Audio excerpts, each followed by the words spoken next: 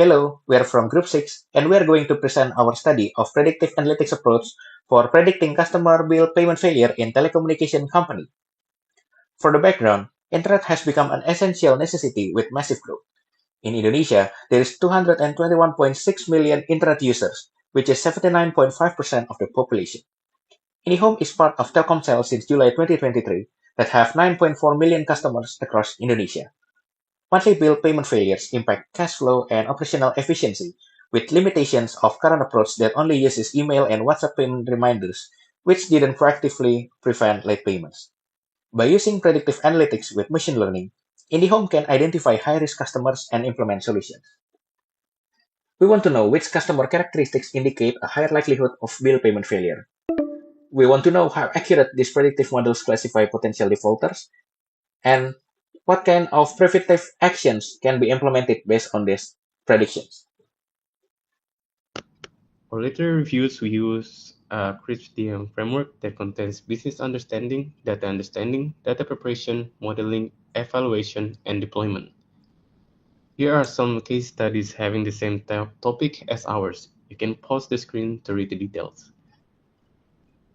These are some case studies with CRISP-DM topics on big data. For data modeling, we will use logistic regression and random forest, since in Babesta and Masesha studies have shown logistic regression and random forest performs well for payment failure prediction.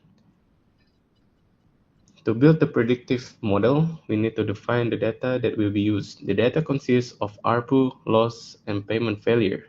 The source of the dummy data is from internal system for IndiHome billing collection from January to March 2025.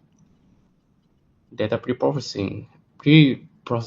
For the data cleaning, we remove duplicates, handling missing values, correcting structural errors, filtering outliers to enhance the quality and reliability of the datasets. We also do data splitting, dividing the data set to 80-20 split.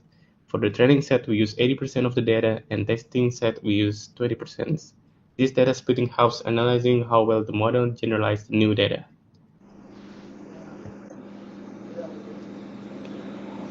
For the result using logistic regression, the model failed to detect any of the non-paying customer. For the result of the random forest, it indicates heavily on ARPU, while other parameters doesn't contribute to prediction path. The random forest algorithm predicts whether a customer will fail to pay based on ARPU customer. According to the table, the key point of the data is customers with very high ARPU or very low ARPU tend to have higher risk of payment failure. Customers with mid-range ARPU values show lower risk. This result may reflect behavioral patterns, affordability gaps, or promotional pricing effects among certain customer segments. To improve predictive performance and real-world capability, future efforts should focus on expanding the data set, rebalancing class distribution, and incorporating additional customer behavioral attributes.